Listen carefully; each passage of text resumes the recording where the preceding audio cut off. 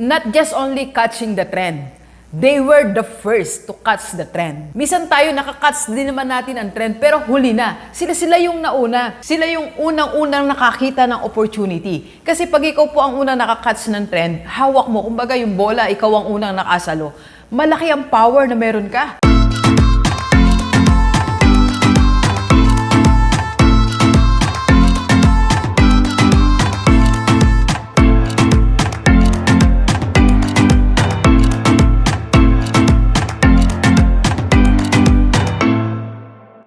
Positive Day, Gilivers. This is Dr. Gigi Disunga from I Can Change Project. Magandang hapon sa lahat ng mga Gilivers natin. And this is the first time po tayo panood sa aking YouTube channel. Thank you very much. Please subscribe. Click mo na po yan, Doc Gigi Sunga. And sa lahat ng mga gustong magpa-coach kay Doc, or if you want to start, advertise, or improve your business, just PM me sa personal FB na dyan lang po sa paligid. Okay? Alright, so pag-usapan natin ang isang tanong na tinatanong ng maraming tao ng masang Pilipino. Bakit nga ba lalong yumayaman yung mga mayayaman? Hindi ko alam kung natanong mo na ba yan. So, sa mga nakatanong niyan, mag-comment ka lang sa baba. Maraming beses ko itong tinanong lalo nung bata ako. Sabi ko, bakit ba sila mayaman? Tapos mayaman na, mayaman pa. Di ba? Mayaman na, may kotse pa, tapos bumili pa na isang kotse. Tapos, ganon. Ngayon ko naiisip, sa last part ng buhay natin, eto pala ang mga dahilan. Actually, maraming dahilan.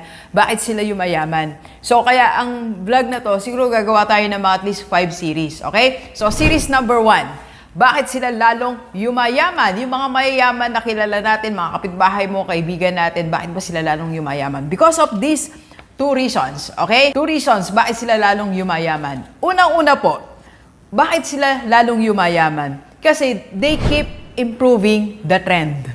They keep improving kung ano yung uso. Okay? Dalawang process. Unang-una, the first process is, eto po, ang unang process, bago nila ma-improve yun, sila yung nasa unahan nung dumating ang trend. And in fact, most of them, they created the trend.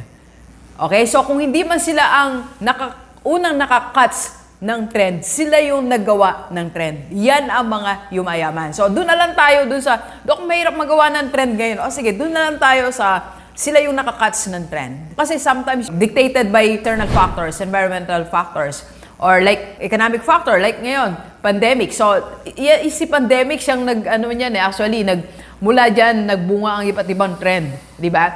So, yung mga mayayaman, na-catch nila agad ang trend. Take note not just only catching the trend, they were the first to catch the trend. Minsan tayo nakakatch din naman natin ang trend, pero huli na. Sila yung nauna. Sila yung nasa unahan.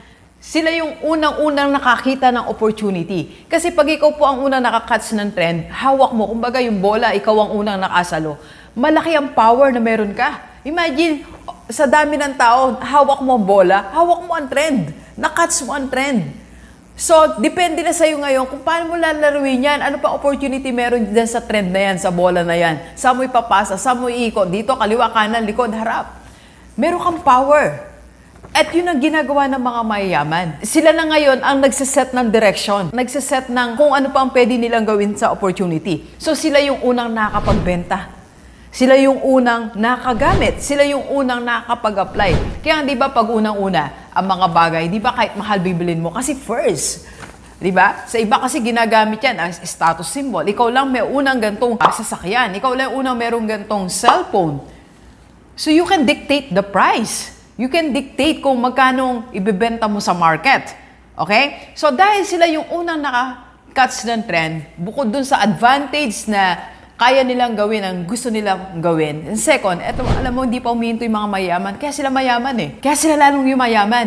Na-catch na nila ang trend, eto pa, ini-improve pa nila ang trend. Yun yung iba doon, yun yung malupit, sabi nga nila, yun yung malupit doon. Na-catch mo na, iniba mo pa. Tayo di na nakakatch, di pa natin, hindi ba? Di ba? So sila, na-catch na nila, nag-isip pa sila. Like for example, trend. Zoom. Like ko yung example ng Zoom, di ba? Kasi sobrang hanga ako sa Eric Yuan. So yun yung trend, magkikita tayo, di ba? Nung una, di ba, yung Messenger. Kaya lang, hindi kaya may limitation ang Messenger. Diba? Hindi pwedeng maraming tao. Hindi pwedeng mag-rumble tayo doon ng 50 tayo. Sabi nga nila, lahat ng technology may limitations. Pero si Zoom, yun ang pinag-isipan niya. At isa pa, inimprove niya pa yung trend. Hindi lang tayo basta naka-Zoom. Nagawa pa siya ng special features. Kung classroom setup, may classroom na background. Kanina, we use yung pang board, lagay natin dito. Kasi nag-board meeting kami sa Rockstar Beauty Corporation. So, ang ganda nung So, parang feel namin, may board meeting kami. They keep improving the trend, what is already existing. Kaya sila lalong yumayaman. At syempre, hindi magpapahuli si Zuckerberg sa FB. Trend na siya eh. Wala naman pa, meron pa bang tatalo sa FB in terms of that type of platform? Wala, pero they keep on improving FB. So ngayon, meron silang parang special features na parang pag nag-usap kayo, para lang kayo nasa one room. Hindi ko pa siya na-explore, hindi ko pa siya na-try. Pero they keep on improving. They keep on improving po. Okay? So, paano natin ma-apply ngayon yan? Doc, ganito. So, eto natin. Kaya natin ito inaaral, yung paano yumayaman ang mga yumayaman, lalo pa silang yumayaman. Sa atin din, tingnan natin mga idea kasi mayaman na sila, proven formula na. So, gayahin na lang natin. So, gawin natin, magsimula tayo sa una. I-catch mo muna ang trend. Alam mo, minsan ngayon, patapos na ang trend. Sabi ko nga, pagka may webinar ako, may 1 year na tayo nasa Zoom, di ba? Pagka nakipag-meeting ka sa Zoom, hanggang ngayon sasabihin niya, naghahanap po ako ng area sa bahay eh. Hanggang ngayon, di niya pa rin malaman kung saan siya maipag-meeting, anong part ng bahay niya, sa room niya ba, sa sala, sa garden, Hanggang ngayon ba, di ka pa nakapili ng spot sa bahay mo, kapatid, kung saan ka magkakaroon ng Zoom? Alam mo yon.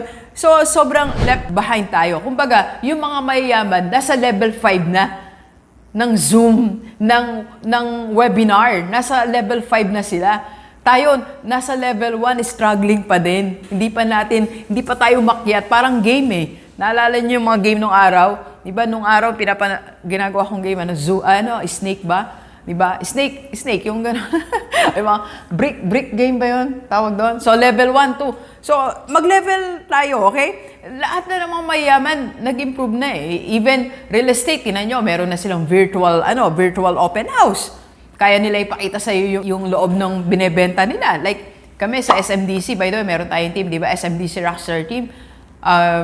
May mga binebenta po ang property, kaya namin ipakita. So, lahat ngayon nag-innovate na. So, isabihin po, sumakay na sa trend. So, paano natin gagawin? Eto, ganito. Application natin para yumaman din tayo, sumabay tayo sa trend. Start small sa community natin. Okay? Start where you are right now. So, kung ikaw ay merong negosyo ngayon, ano yung trend sa negosyo mo? Doc, ko na yung trend. Yung nasakyan ko na, nakats ko na yung trend. Nag-online na rin ako. And then, you innovate or you revise or you improve the trend. Tingin mo, nakasakay ka na sa trend kasi nag-online ka na din, nag-home base ka na din, di ba? Di ka na nagre-rentang So, nandun ka na sa trend. Try to improve. Ngayon lang may nakita ako, may sinare sa aming group page. By the way, mag-join na kayo sa group page ko, Team Rockstar. May naglagay dun Rolling Bakery, Malunggay Bakery. So, di ba dati rolling store lang? O yung pandesal, iniikot lang siya sa barangay, tas bibili ka? Yun, hindi. Yun ang trend, pero in-improve niya pa. Yung buong bakery niya, umiikot. Di ba? Buong bakery, dun binibake. Pakita natin ngayon, yan, tingnan nyo po yung pictures or yung, ewan ko paano papakita yan. Pero yun, ang ginawa niya, in-improve niya pa yung trend. So, pwede natin gawing model po yun. Anong business area mo po? Like, di ba, ikaw nang binabanggit, yung mga coffee, nag-close ang coffee, di ba?